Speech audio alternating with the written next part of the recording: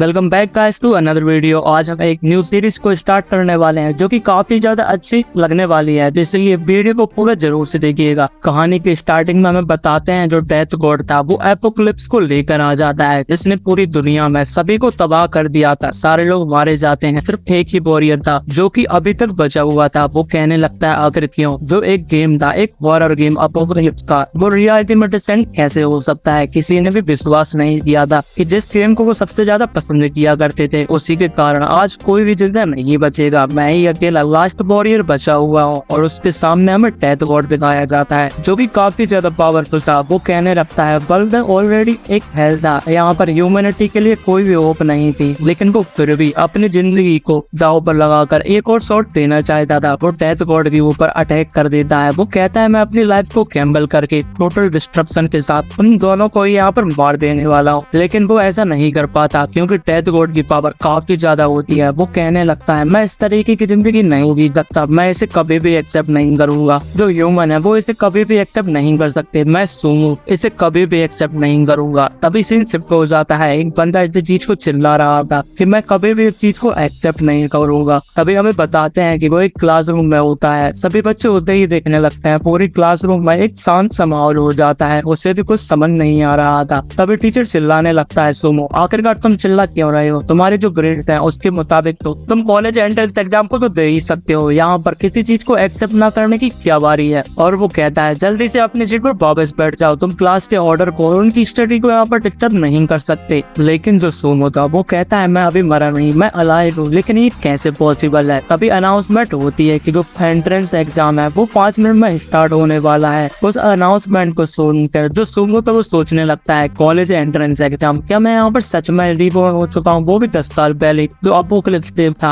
आज ही यहाँ पर जो गेम की पब्लिक टेस्टिंग है वो होने वाली है, क्या ये सच है। वो अपने जेब के अंदर हाथ डालता है, उसे एक एपोकलिप्स रिंग भी मिल जाती है, वो भी उसके साथ टाइम में बैक आ चुकी थी। टीचर अभी भी उसे चिल्ला रहा था। वो सोचने लगता है जो रिंग है वो एक जरिया होती है एपोकलिप्स गेम के अंदर जाने के लिए। इसी कारण से जो रिंग है वो लोगों को यहाँ पर गेम खेलने के लिए मदद करती है। क्या मैं इस गेम के अंदर अभी भी एंटर कर सकता हूँ। लेकिन मुझे एक चीज समझ नहीं आई, मैं रिवॉर्ड हो चुका हूँ, लेकिन आखिर ऐसा क्यों हुआ। तभी टीचर उसके पास में आ जाता है। कहता है तुम पीस ऑफ ट्रैश, क्या तुम मेरी बातों को सुन रहे हो। तुम्हारी एक जिंदगी एक अकेले बंदे की है, तुम्हें सपोर्ट करने के लिए यहाँ पर कोई भी नहीं है। क्या तुम मेरी बातों को सुन रहे हो सूमो, मैं तुमसे बात कर रहा हूँ। क्या तुम डीप बॉटम में दोनों ही हो चुकी हो, बिलीव करो या नहीं करो, मैं तुम्हें क्लास से बाहर भी फेंक सकता हूँ। तभी लेकिन सूमो के यहाँ पर हाव भी बदल जाते हैं। वो काफी ज्यादा गुस्से में कहने लगता है तुम गार्बेज कहीं के, मुझे यहाँ पर पता है कि जब एपोकलिप्स आता है तो तुम सबसे पहले ह्यूमन को, मतलब कि जो स्टूडेंट होते हैं उन्हें अबॉन्डेंट कर वो बेटरीट कर भाग जाते हो। तुम एक यहाँ पर बिल्कुल ट्रैश टीचर हो। टीचर उसके लुक को देखकर काफी ज्यादा घबरा चुका था। वो कहने लगता है घबराते हुए आखिरकार तुम कौन सी नॉनसेंस की बातें यहाँ पर कर रहे हो। सूमो वहां से जाने लगता है। कहता है मैं अपने टाइम को यहाँ पर वेस्ट नहीं कर सकता, लेकिन टीचर उसे चिल्ला रहा था कि कहाँ जा रहे हो, जल्दी से अपनी जाओ। लेकिन सूमो उसकी बातों को बिल्कुल भी नहीं सुनता और उसे कुछ चीजें समझ नहीं आ रही थी। टीचर अभी भी चिल्लाते जा रहा था। सभी लोग कहने लगते हैं जो सूमो है वो काफी ज्यादा कूल है, वो एक्चुअली गेम को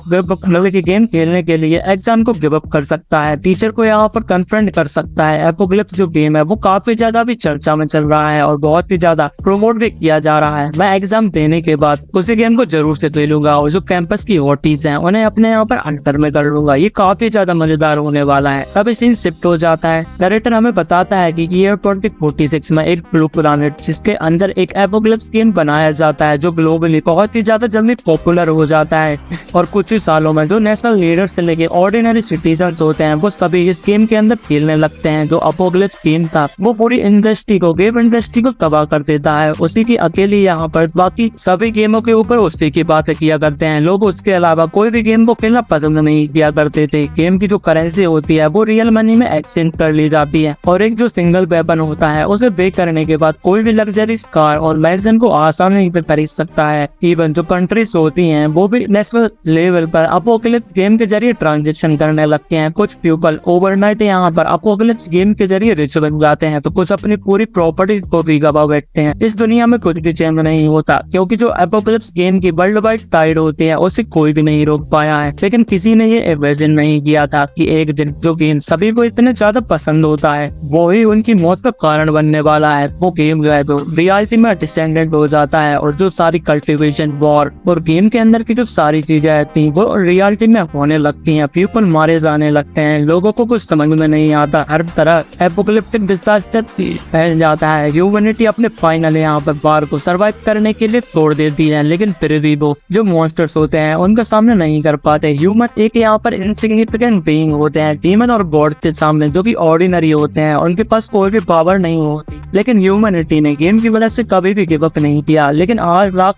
तक भी उन्होंने मॉन्स्टर से यहाँ पर फाइट की, ना कि उन्होंने सबसे ज्यादा संघर्ष किया। लेकिन फिर भी आखिर में कोई नहीं बच पाता। ये किसी ने भी नहीं सोचा था कि वो सारे के लोग मारे जाएंगे, और वो काफी ज्यादा निराश महसूस कर रहा था। जिसके बाद वो अपने घर पर पहुंच जाता है, जहाँ पर उसे एक लेटर मिलता है जो उसके मॉम डैड ने लिखा था कि हम एक्सपेडिशन टीम के साथ बाहर जा रहे हैं, तुम्हें अपना ध्यान रखना होगा। साथ ही में हमने मनी को ट्रांसफर कर दिया है तुम्हारे अकाउंट के अंदर, तुम कुछ भी यहाँ पर खा सकते हो, कुछ भी खरीद सकते हो, और जब हम लौट के आएंगे तुम्हारे लिए एक गिफ्ट को जरूर लेकर आएंगे। वो कहने लगता है कि मॉम डैड इस बार मैं आपके साथ कुछ भी नहीं होने दूंगा। इसके बाद हम देखते हैं वो एक जगह पर लेटा हुआ होता है। वो बताने लगता है जो रिंग है एपोकलिप्स गेम की वो अब मुझे बिलोंग करती है, क्या मैं अभी सक्सेसफुली उस गेम को लॉन्च कर सकता हूँ जो कि अभी इस टाइम पर लॉन्च ही नहीं हुआ है, क्या मैं इसके अंदर जा सकता हूँ। उस रिंग को पहनने के बाद वो एक्टिवेट कर देता है और वो एक्चुअली में बर्गे तरने लगती है। वो काफी ज्यादा खुश होता है, वो गेम के अंदर जाने लगता है। हम देखते हैं उसकी एपोकलिप्स की जर्नी यहाँ पर चालू होने वाली। सबसे पहले हमें एक बंदा दिखाया जाता है जो एआई था, जो कि गाइड होता है गेम के अंदर स्टार्टिंग में मिलने वाला। उसको देखकर हमारा जो सुमो होता है काफी ज्यादा खुश होता है। वो बताता है वो सक्सेसफुली गेम के अंदर लॉग इन कर चुका है। जो नोवॉइस गाइड था वो बताता है यंग वॉरियर तुम्हें अपने प्रोफेशन को चूज कर लेना चाहिए। तो जो सोमो था वो यहाँ पर काफी ज्यादा खुश होता है, वो कहता है मैं ऐसे सॉर्सरी को चूज करता हूँ। वो बार बार कह रहा था मैं सॉर्सरी को चूज करूंगा। वो बाद में कहता है कि मैं हीला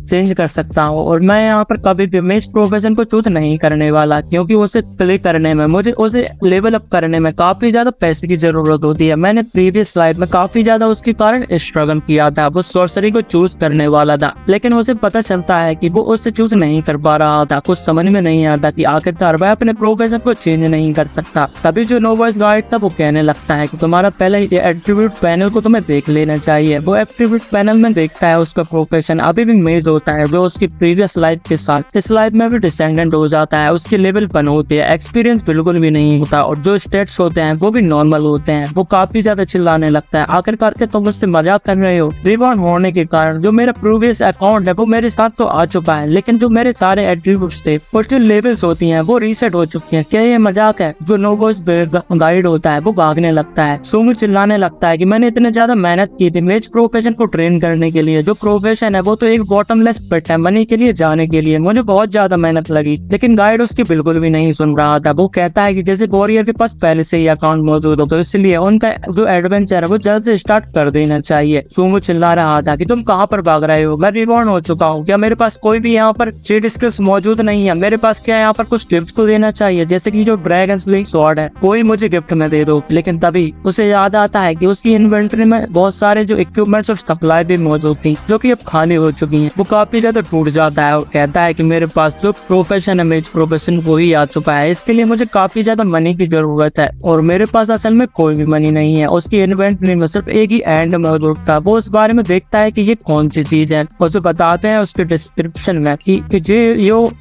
की जो हैंड था वो असल में गॉड डेथ का हैंड होता है, और उसके डिस्क्रिप्शन में सिर्फ एक ही चीज लिखी हुई होती है कि जब तुम एवेस को घूर कर देखोगे तो एवेस भी तुम्हें घूर कर देखने वाला है। उसे कुछ भी समझ में नहीं आता कि इस हैंड के साथ यहाँ पर क्या प्रॉब्लम है। वो कहने लगता है कि ना ही इसके पास कोई एट्रीब्यूट है, ये तो बिल्कुल एक यूजलेस प्रोडक्ट है और मुझे रिवॉर्ड होने पर यहाँ पर कोई भी एक बेनिफिट नहीं मिला है। जिसके बाद वो टेलीपोर्ट होने लगता है और गेम के अंदर जाने लगता है। हमें बताते हैं कि वो सबसे पहला बंदा था जो गेम के अंदर एंटर हुआ था, इसी कारण से उसे एक टाइटल मिल जाता है जो कि फास्टेस्ट मैन का होता है। वो नोवॉइस विलेज के अंदर सक्सेसफुली एंटर कर जाता है, उसे गिफ्ट पैकेज भी मिल जाता है जो कि एक न्यू भी मेड सेट होता है। उसके कपड़े भी बदल जाते हैं। वो कहने लगता है कि फास्टेस्ट मैन क्या तुम मेरे साथ मजाक कर रहे हो, मैं इस टाइटल को कभी भी नहीं वेयर करने वाला। लेकिन तभी उसे पता चलता है कि उसके जो सारे एट्रीब्यूट होते हैं उस टाइटल के कारण काफी ज्यादा बढ़ जाते हैं। वो कहने लगता है एट्रीब्यूट का बोनस पैक ये तो काफी ज्यादा अमेजिंग है, और वो उसको वेयर कर लेता है। जिसके बाद उसके सामने मॉन्स्टर से हो जाता है जो कि स्मॉल पिगीज होते हैं। वो कहने लगता है कि मैंने तुम्हें काफी ज्यादा मिस कर दिया। जो पिगीज होते हैं वो काफी ज्यादा शॉक्ड हो जाते हैं। लेकिन तभी यहाँ पर हमारा जो एमसी था वो एक फायर बॉल को उसके ऊपर शूट कर कर देता है, लेकिन उसके कारण पिगीज को कुछ भी डैमेज नहीं हो रहा था। जो डैमेज हुआ था वो काफी ज्यादा कम था। मॉन्स्टर उसको चेस करने लगते हैं। जो सूमो तो यहाँ से भागने लगता है। वो भागते भागते एक प्लेस पर आ जाता है और जो पिगीज होते हैं, और सूमो देखता है कि एक लड़की सामने से मदद मांगते हुए भागते भागते आ रही थी। उसके क्लोज काफी ज्यादा फट चुके थे और उसके पीछे एक जो पिग लगा हुआ था जो कि काफी ज्यादा बड़ा और पावरफुल दिख रहा था। वो कहती है मतलब कि बोरियन मेरी मदद करो। तभी सिस्टम उसे बताता है कि तुम्हें एक मिशन मिला है, तुम्हें इस लड़की को सेव करना है, जिस वजह से तुम्हें रिवॉर्ड के तौर पर 20 गोल्ड और 500 एक्सपीरियंस पॉइंट भी दिए जाएंगे, जो कि एक हिडन क्वेस्ट होती है। वह उसे एक्सेप्ट कर लेता है और कहता है इस तरीके की जो स्मॉल प्रोबेबिलिटी होती है वो तुम्हारी लाइफ को लक और इजी बनाने में काफी ज्यादा आसान होती है। जैसे ही वो लड़की उसके पास आती है वो कहने लगता है बेबी हम मेरे पास से यहाँ पर आओ, और जैसे ही लड़की पास में आ जाती है वो उसे एक जोरदार चपेट लगाता है। तो जो वाइल्ड बोर किंग था और जो स्मॉल पिगीज होते हैं और जो लड़की होती है उन किसी को भी समझ में नहीं आता कि आखिर उसने उसे क्यों मारा है। वो कहने लगती है बोरियर आखिर तुम क्या कर रहे हो, मैं तो तुमसे मदद मांगती। तो सूमो उससे कहने लगता है कि मैं यहाँ पर मशरूम पिक करने के लिए गई थी, लेकिन मैंने वाइल्ड बोर किंग को अनइंटेंशनली ऑफेंड कर दिया। उसके बाद वो मेरे पीछे लग चुका था। लड़की कहने लगती है बोरियर आखिरकार तुम्हें चीजों के बारे में कैसे पता। सूमो बताने लगता है मुझे तो ये भी पता है कि तुमने अपने ग्रैंडपा के ट्रेजर को यहाँ पर चुराने के बाद उससे सिर्फ लिटिल कैंडी के लिए तुमने ट्रेड कर दिया था, वो भी बहुत ही ज्यादा कम पैसों में। मुझे ये भी पता है कि तुमने कुछ प्रॉप्स को कोल्ड बाम के वाटर टैंक के अंदर डाल दिया जो तुम्हारे नेक्स्ट डोर के पास में रहते हैं। मुझे ये भी पता है कि तुम एक यहाँ पर लिटरल डीमन हो जो तुम मुझे यहाँ पर सेट यूज करना चाहती थी, और जिसके बाद यहाँ पर तुम्हें क्या लगता है मैं इस लॉस को झेल सकता हूँ। जो लड़की थी वो असली रूप में आ जाने लगती है और कहती है तुम्हें कुछ ज्यादा ही पता है और ये ऐसा नहीं होना चाहिए था। हमें बताते हैं जो डिमोनेटाइज जाओ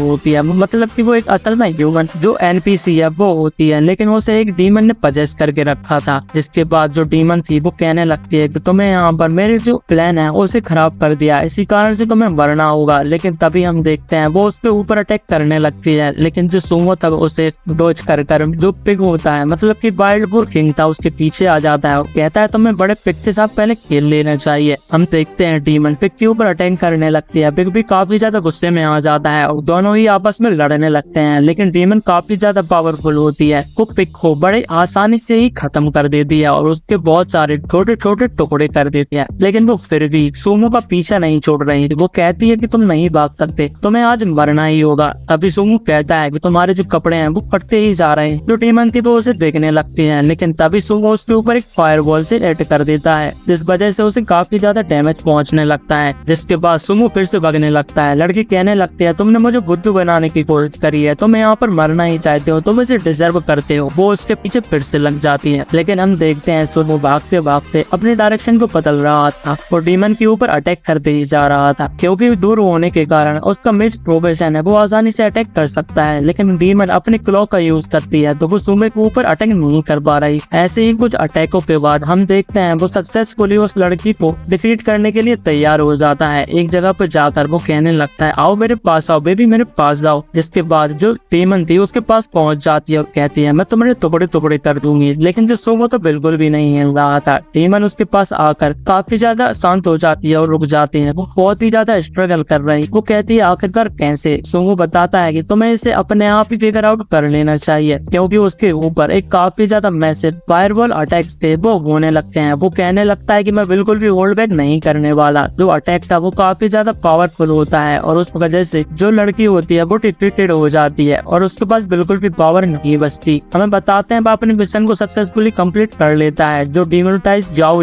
होती है उसे यहाँ पर ठीक करने के लिए उसे गोल्ड और जो एक्सपीरियंस पॉइंट रिवॉर्ड के तौर पर कहे गए थे वो उसे मिल जाता है। साथ ही में उसे एक्स्ट्रा बोनस भी उसके लिए मिलता है और हमें बताते हैं उसके जो लेवल अप भी हो जाती है वो अब लेवल 2 पर पहुंच चुका था। वो कहने लगता है ये काफी ज्यादा बनी, मैंने 10% प्रोबेबिलिटी को यहाँ पर हिट कर दिया था, ये तो परफेक्ट टाइम था। हम देखते हैं तभी वो उसी लड़की के पास जाने लगता है और उसके ऊपर हाथ डालने की कोशिश कर रहा था। वो बताता है कि मुझे यहाँ पर रिवॉर्ड के तौर पर कुछ और यहाँ पर जरूर से मिलने वाला है, लेकिन तभी उसकी इन्वेंट्री के अंदर जो डेथ गॉड का हैंड होता है वो लेवल अप हो जाता है। उसे समझ नहीं आता कि आखिरकार ये लेवल अप कैसे हो चुका है। हमें बताते हैं उसकी लेवल के बढ़ने के बाद उसकी क्वालिटी को तो वो पता नहीं चलता, लेकिन उसके एट्रीब्यूट के अंदर कुछ दिखाई देने लगता है। वो बताते हैं जो डेथ गॉड का हैंड है वो अभी इनएक्टिव है और उसे एक्टिव करने के लिए तुम्हें कुछ सामानों की जरूरत पड़ेगी।